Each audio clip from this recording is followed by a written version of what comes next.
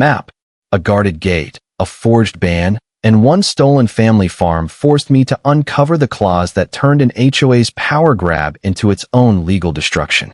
Welcome back, everyone. Before today's story begins, I want to thank each and every one of you for being here. If this is your first time on the channel, don't forget to subscribe and hit the notification bell so you'll always know when a new story is released. Your support means more than you know. Every like, comment, and subscription helps this channel grow and allows us to keep sharing incredible stories with viewers around the world. And before we begin, tell me this, where are you watching from today? Drop your location in the comments. I always enjoy seeing how far these stories travel. Now, grab a comfortable seat, relax, and let's dive into today's unforgettable story. You're not allowed on this property anymore. The guard said it like he was reading the weather. His voice came through the half-open window of my truck, flat and bored, while the steel barrier dropped across the road with a heavy metallic clang. Dust rolled beneath my headlights. Somewhere behind the guard booth, a radio hissed with static. I stared past him at the land where I had learned to drive a tractor before I was tall enough to reach the pedals. Brennan Farm. My father's farm. My family's land. Except the gravel road was gone. Fresh black asphalt stretched toward the house, shining under the late afternoon sun and giving off that bitter, oily smell that sticks to the back of your throat. The cedar fence my father built by hand had been ripped out. In its place stood 8-foot steel panels, security cameras, and a polished stone sign. Silver Pines Private Community. I looked at the guard. You've got the wrong place. He glanced down at the laminated sheet clipped to his board. Luke Brennan. That's me. His eyes moved back to the page. No mistake. He turned the clipboard around. My photograph was printed beneath a red heading. Banned individual. Below it, someone had typed, threat to residents, staff, and property security.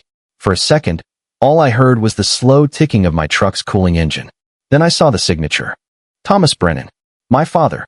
The letters looked clean and steady, nothing like the shaking scrawl he had used for the past 5 years. I felt the brass key in my pocket press against my thigh. Dad had given it to me when I was 16.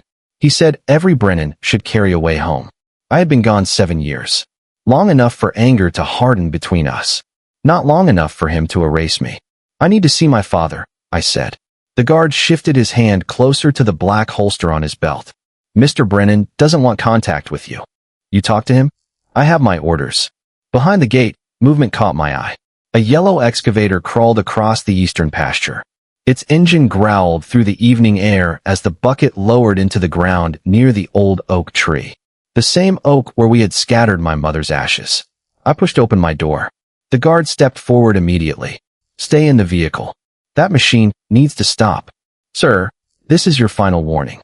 A white SUV appeared beyond the booth, gliding toward us over the new pavement. Sunlight flashed across its windshield. Silver Pines logos were printed on both doors. It stopped beside the excavator. A blonde woman climbed out wearing a cream jacket and dark sunglasses. She pointed toward the oak, then made a cutting motion across her throat. The excavator turned. Its steel bucket swung toward the tree. My hand closed around the brass key until its teeth bit into my palm. The guard lifted his radio. Control, banned subject is becoming agitated. I looked at the cameras above us. One aimed at my face. Another aimed at my truck. They wanted anger. They wanted one shove, one threat, one mistake they could use to prove the lie printed beside my photograph. So I sat back down. The barrier remained locked across the road. The woman by the excavator looked toward me and smiled. What she didn't know was that blocking me at that gate had just violated the only agreement giving Silver Pines access to the road. She thought she had banned me from my father's farm. In reality, she had just signed the beginning of the end of her HOA. The last thing my father ever said to me was, "A man can leave the land, Luke, but the land never leaves him." At the time, I thought he was trying to win an argument. 7 years later, sitting outside a gate built across his road, I finally understood.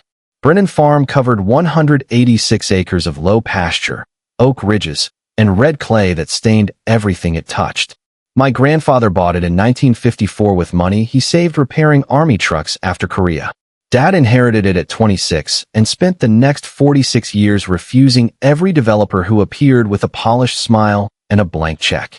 He never called himself a farmer. He said farmers wore clean hats in seed commercials. He called himself a man who kept things alive. Cattle, fences, engines, family, when we allowed him. I grew up inside the sound of that place. The morning cough of the red Massey Ferguson, chains rattling against a tailgate, rain hammering the tin roof of the equipment shed. My mother calling us in for dinner while Dad pretended not to hear because one more fence post needed setting before dark. The barn still had our heights carved into the south support beam. Luke, age 8. Luke, age 12. Luke, age 17. The last mark leaned sideways because Dad had laughed while making it.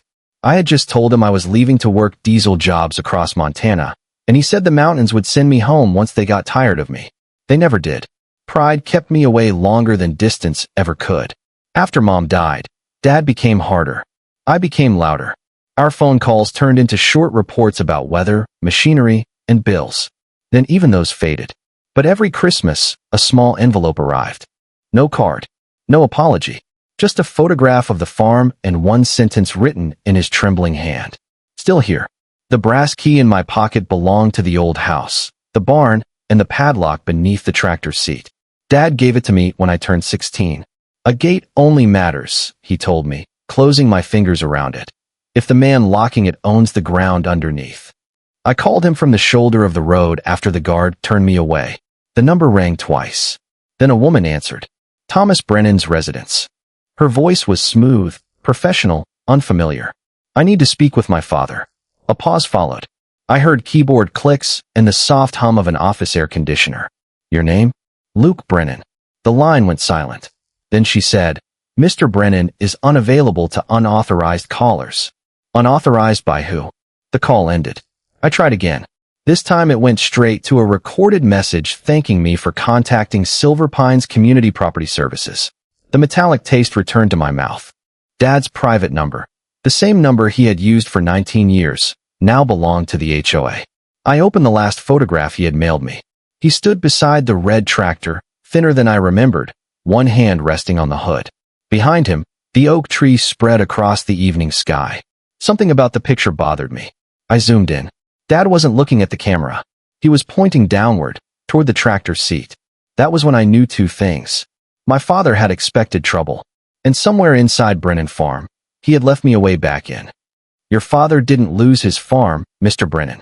He chose who deserved to manage it. Valerie Sutter said those words without looking up from her desk. Silver Pines operated from a converted model home near the subdivision entrance. The lobby smelled like lemon polish, expensive perfume, and coffee that had been burning since morning.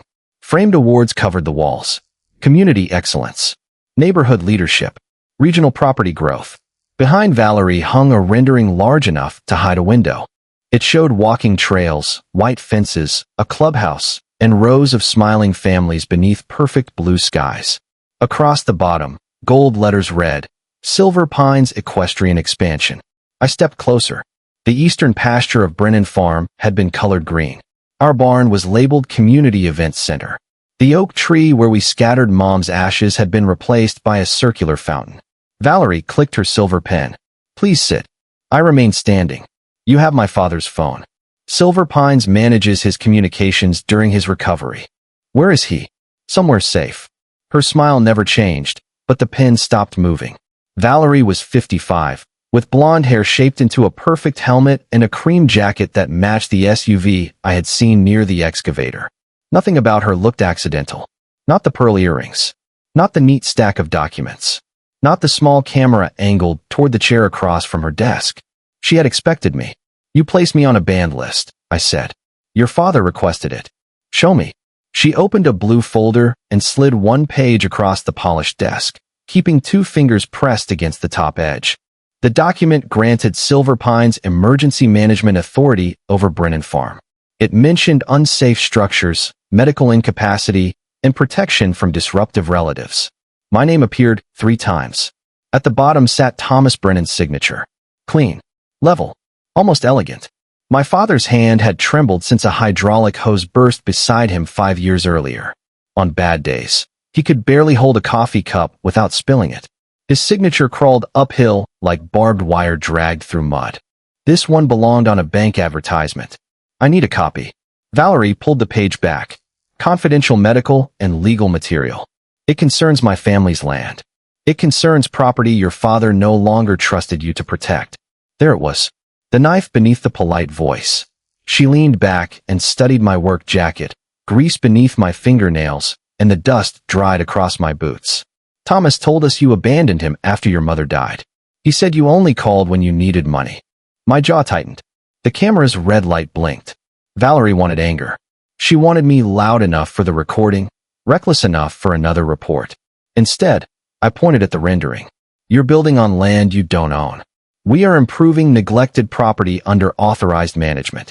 Management isn't ownership. Her smile sharpened. Ownership becomes complicated when an elderly man is incapable of maintaining dangerous acreage and his only son disappears for 7 years. She closed the folder. Our attorneys have reviewed everything. Then your attorneys won't mind hearing from mine. For the first time, something moved behind her eyes. Not fear. Calculation. She stood and opened the office door. The meeting was over. As I passed the rendering, I noticed a small date printed beneath the project title. The expansion had been approved 6 weeks before Dad entered recovery. Valerie hadn't taken control because he became sick. She had needed him sick because she had already promised someone his land. You're making a mistake, the guard whispered, leaning close enough for me to smell peppermint gum and stale coffee. Men like you always do. I had returned to the gate the next morning with the deed history, my birth certificate, and 3 photographs of Dad and me standing beside the same barn, now hidden behind silver pine steel. Dean Rusk barely glanced at them. He folded his arms beneath the black security vest and positioned himself directly in front of my truck. Turn around. I'm here to check on my father. You've been told he doesn't want you. By Valerie. By the property manager. She doesn't own the property. His mouth twitched. The camera above the booth rotated toward us with a soft mechanical hum. Dean stepped closer and bumped my shoulder. Not hard. Just enough. Behind him, another guard raised his phone. That was when I understood. They weren't trying to keep me out anymore. They were trying to make me explode. I looked at Dean's boots planted on the asphalt, then at the red recording light above his head. You finished. His smile disappeared. I turned around and drove away. My next stop was Meadowbrook Recovery Center, 12 miles east of town. The building smelled like disinfectant, wilted flowers, and overcooked vegetables. Somewhere down the hall, a television game show played to an empty room. The receptionist searched my name. Her expression changed. I'm sorry, Mr. Brennan. You're not authorized for visitation. I'm his son. I understand. Then let me see him. She slid a printed notice beneath the glass. Restricted contact order. Requested by Silver Pines Community Property Services.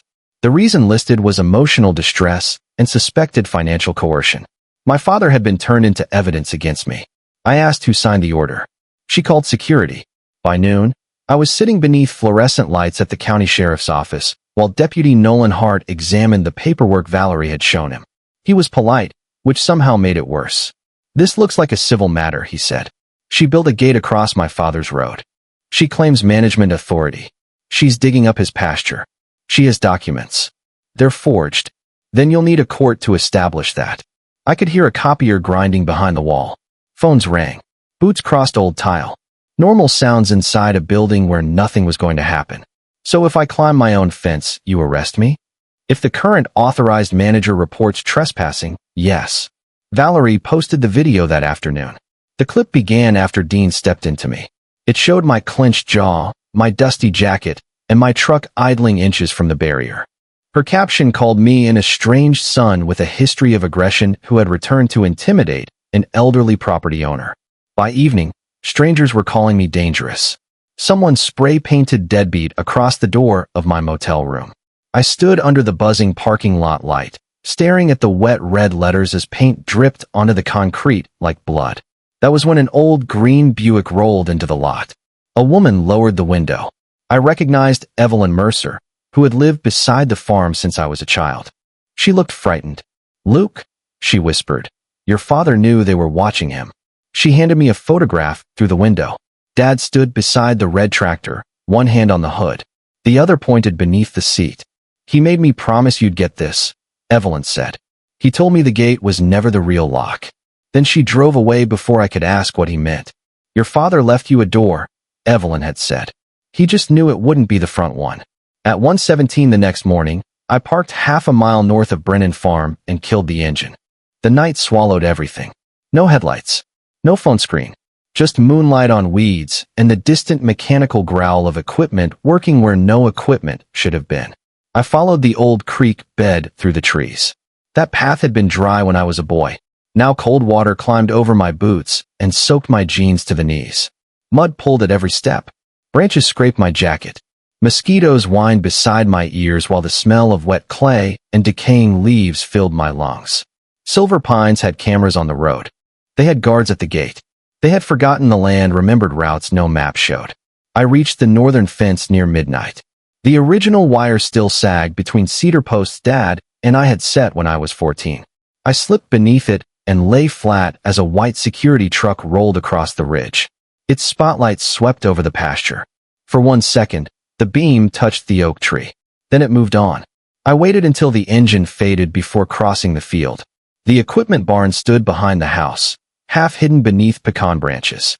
A new Silver Pines padlock hung from the main doors, bright and clean against wood darkened by 70 years of rain. I didn't touch it. Dad had built a narrow service door behind the fuel tank after a storm warped the frame in 1998. The brass key turned with a soft click. Inside, the smell hit me first. Diesel, dust, grease, dry hay, home. Moonlight slipped through gaps in the boards and painted silver lines across the floor. Tools still hung above Dad's workbench, but someone had searched the room. Drawers stood open. Cabinet doors sagged from broken hinges. Papers littered the concrete. They had been looking for something. The red Massey Ferguson waited in the far corner. Its paint had faded to the color of dried blood. I ran my hand across the hood and felt the same dent I had made dropping a wrench 20 years earlier.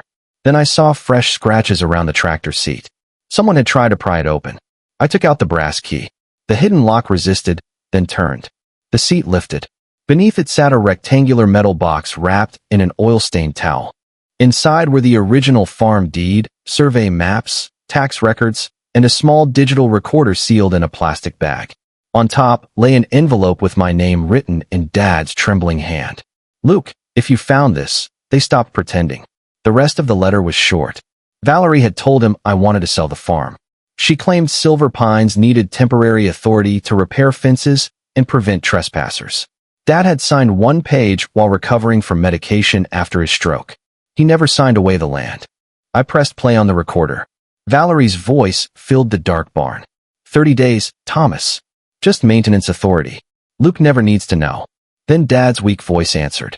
My son always comes home. My throat tightened. I unfolded the road access agreement beneath the recorder. The first pages described the HOA's limited right to use the southern entrance. But the final page, the page containing the termination conditions, had been torn out. A floorboard creaked behind me.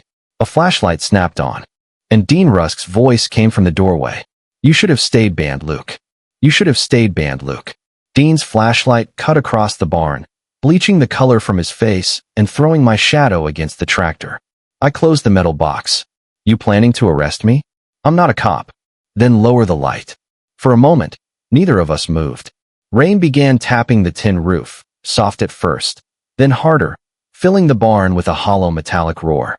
Dean glanced toward the open service door. His jaw tightened. You have 3 minutes before the patrol truck circles back. That was not the answer I expected. I studied him carefully. You knew this box was here. No. Valerie knew something was here. He nodded toward the broken drawers. She sent us through this place twice. Why warn me? Dean lowered the flashlight. Because I signed up to guard houses, not imprison an old man. The words landed heavier than the rain. He told me Valerie had doubled the night patrol after learning I was back. She had ordered the guards to detain me long enough for the sheriff to arrive, no matter where they found me. Then he looked at the recorder in my hand. If that has what I think it has, don't bring it to local police first. Why? Her husband plays golf with the sheriff. Headlights swept across the cracks in the barn wall. Dean stepped aside. North fence. Now. I shoved the documents into my jacket, wrapped the metal box in the oily towel, and slipped into the rain. The patrol truck rolled into the yard as I reached the creek. A spotlight skimmed across the water behind me. I dropped beneath the bank and held my breath while muddy runoff pushed against my chest. By dawn, I was sitting across from Claire Nolan in the basement records room of the county courthouse. Claire had been 2 years behind me in school and 20 years ahead of everyone else when it came to land law. She wore reading glasses on a chain and handled old deeds like surgeons handled arteries. The room smelled of dust, toner, and damp paper. I spread Dad's records across a metal table. Claire listened to the recording once. Then again. She called this maintenance authority? That's what Dad thought he signed. She used it as management control. And the last page of the road agreement is missing. Claire looked toward the shelves. Missing from your copy doesn't mean missing from the county's. For the next 4 hours, we dug through microfilm, plat books, and scanned easement records. The projector hummed. Pages clicked past in pale blue light. My eyes burned from staring at legal descriptions written before I was born. Then Claire stopped the reel. There. The missing page appeared on the screen. Section 12, Conditional Access and Reversion. Claire read silently, then leaned back. Her expression changed. What? She pointed to the paragraph. Silver Pines held no ownership in the southern road. The HOA only possessed a conditional right of access. That right remained valid as long as Brennan Farm's owner, heirs, workers, and invited guests retained unrestricted entry. Any intentional obstruction by the HOA triggered immediate reversion of gate control and security authority to the Brennan property owner. I read it twice. Then a third time. The laminated ban notice was still folded in my pocket. Claire asked, "How many times did they refuse you entry?" 3 on camera. Once in writing. Twice in front of witnesses. And they built the gate. On Dad's road. She gave a slow breath. Luke, Valerie didn't strengthen her claim. Rainwater dripped from my jacket onto the courthouse floor. She terminated it, I said. Claire nodded. Every camera Valerie installed, every guard she hired, every report calling me a trespasser had documented the exact violation that returned control of the road to my family. She thought the gate proved she owned Brennan Farm. It actually proved she had no legal right to stand there. The fastest way to lose a war, my father used to say, is to interrupt your enemy while she's making a mistake. So I let Valerie keep building. For 6 days, Silver Pines trucks rolled through the southern entrance carrying lumber, concrete, lighting poles, and polished stone for the new security station. The smell of hot asphalt drifted across the fields. Drills screamed from sunrise until dark. Every fresh bolt tightened into that gate became another dollar spent on land the HOA did not control.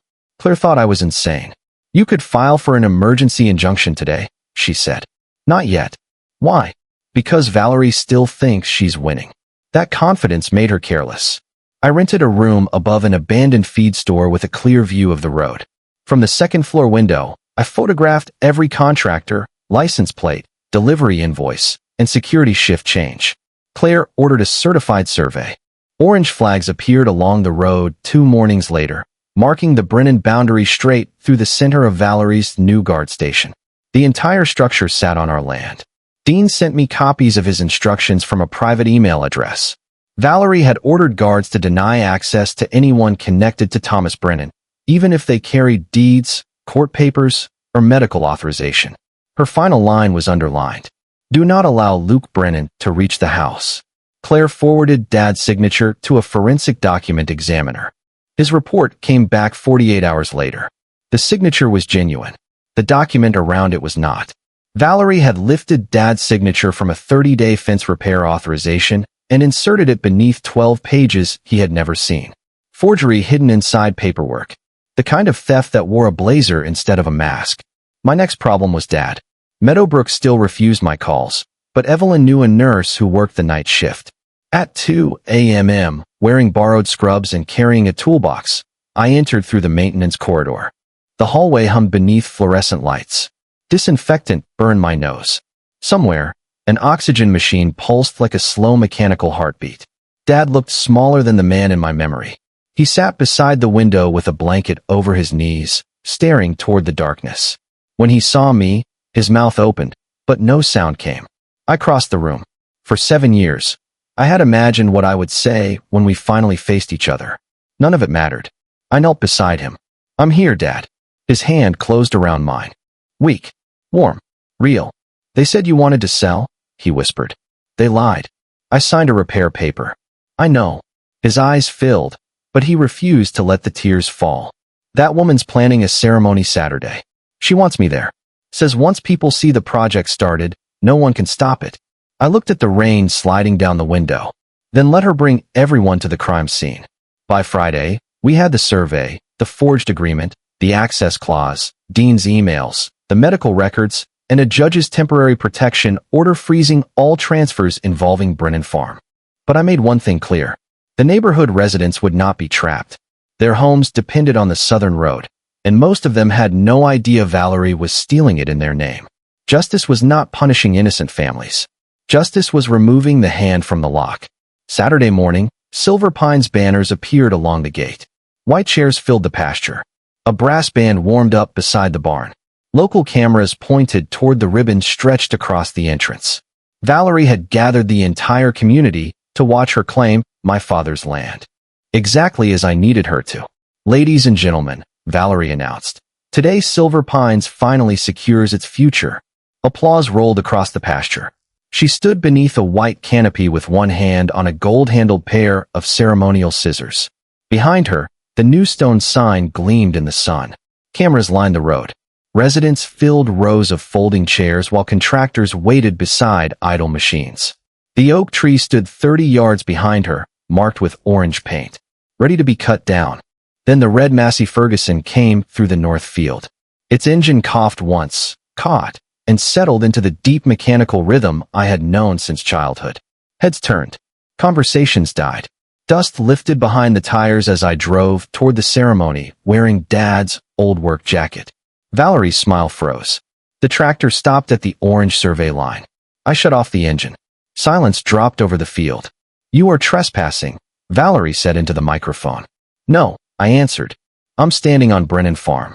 Dean stepped from the guard station, but he did not approach me. Valerie pointed toward him. Remove this man. That was when 3 county vehicles turned through the gate. Claire arrived in the first. A building inspector and 2 sheriff's deputies followed in the second. The third carried a court officer with a thick envelope beneath his arm. Whispers moved through the chairs. Valerie lowered the microphone. What is this? The court officer handed her the papers. Temporary injunction. All construction, transfers, and property management activity involving Brennan Farm are suspended immediately. The inspector walked to the stone sign and pressed a red notice across its polished surface. Unpermitted structure. Another notice went on the guard booth. Then one on the gate. Valerie's face lost color. This is HOA property. Claire unrolled the certified survey across the registration table. The road, gate, security station, and eastern pasture are entirely inside the Brennan parcel. Valerie jabbed a finger toward me. Thomas Brennan granted us authority. A van from Meadowbrook Recovery Center appeared beyond the chairs. The side door opened. Dad stepped out with Evelyn beside him. He moved slowly with a cane, but every resident watched him cross the grass. The wind tugged at his gray hair. When he reached the microphone, I could hear his breathing through the speakers. I never banned my son, he said. Valerie took a step backward. Dad looked directly at her. I gave you permission to repair one fence for 30 days. You used my signature to steal everything else. Claire raised the examiner's report. The management agreement was fabricated around a copied signature. The original authorization is now in evidence. The crowd erupted. Board members began shouting questions. Contractors moved away from their equipment. Reporters pushed toward Valerie as the sheriff's deputies closed in. She turned to Dean. Tell them Luke threatened your officers. Tell them he forced his way onto the property. Dean removed his security badge. He placed it beside the gold scissors. Then he handed a folder to the deputies. Those are her instructions, he said. She ordered us to block Mr. Brennan even if he presented ownership documents. Claire lifted the road agreement. Section 12 states that intentionally denying access to the owner or his heirs immediately terminates the HOA's access and security rights. I pulled the laminated band notice from my jacket. Valerie had signed it herself. Every camera focused on the red letters beside my photograph. Banned individual. This, I said, is the document that ended your control of the road. Valerie lunged for it. A deputy caught her wrist before she reached me. The gold scissors fell from the table and struck the asphalt with a sharp metallic crack. Behind us, the county crew unlocked the gate. Its steel arms opened slowly, groaning beneath the weight of every lie that had kept me outside. Dad stood beside me as sunlight stretched across the road. For the first time in weeks, Brennan Farm had no guard between us and home. The gate came down on Monday. Not opened. Not transferred. Cut apart. A county crew arrived at sunrise with torches, chains, and a flatbed truck. Sparks sprayed across the road as steel screamed against steel. The same barrier that had stopped me from reaching my father collapsed in sections onto the asphalt. Dad watched from the porch. He held a cup of coffee in both hands, his cane resting against the railing. The morning smelled like wet grass, diesel exhaust, and the first rain we had received in weeks. Neither of us said much. We had already lost 7 years to silence. We were not going to waste the time we had left explaining every wound before we started healing it. The court froze Silver Pine's expansion account that afternoon. Investigators found that Valerie had promised the eastern pasture to a private resort developer in exchange for a commission buried inside a consulting contract. She had used HOA money to build the gate, hire Dean's security company, and prepare land the HOA had never purchased. The forged management agreement was only one piece. There were false invoices, altered board minutes, payments routed through her husband's real estate office.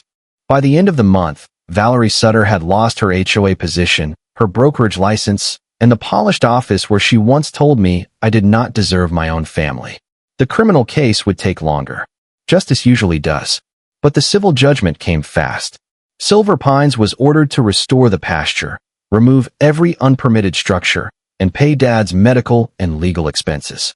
Valerie was personally barred from entering Brennan Farm or contacting him. The residents were allowed to keep using the southern road. That mattered to me. Most of them had never seen the documents. They had trusted the wrong person and paid dues to a board that treated secrecy like authority. Punishing their families would have made me no better than Valerie. So Claire drafted a new access agreement. Simple language. Open records. No private guards. No HOA control over Brennan property. Dad signed it at the kitchen table with his trembling hand. The signature climbed unevenly across the page. It was the most beautiful thing I had ever seen. We spent the next several weeks repairing what Silver Pines had damaged. The clubhouse foundation was filled. The fountain pipes were removed. New grass seed covered the eastern field. The oak tree survived. The orange paint disappeared after 2 storms, but I could still see its shadow on the bark whenever the sun hit it from the west. Dad and I rebuilt the cedar fence together. He measured. I dug. We argued about post spacing before lunch and laughed about it before dinner. Some things return slowly. Others return the moment you touch the right tool. I kept one piece of the steel gate, a section no longer than my forearm, scarred where the cutting torch had burned through it. I used it to make a frame for the laminated notice Valerie had posted beside my photograph. Banned individual. It now hangs inside the equipment barn above the red tractor. Below it, Dad mounted a small wooden plaque. Owners don't need permission to come home. People still ask whether I enjoyed watching Valerie lose everything. The truth is, I enjoyed watching my father walk through his own front door without a guard asking his name. That was enough. Valerie once placed me on a list of people forbidden from entering Brennan Farm. Months later, a judge issued a different order. Her name was the only one on it.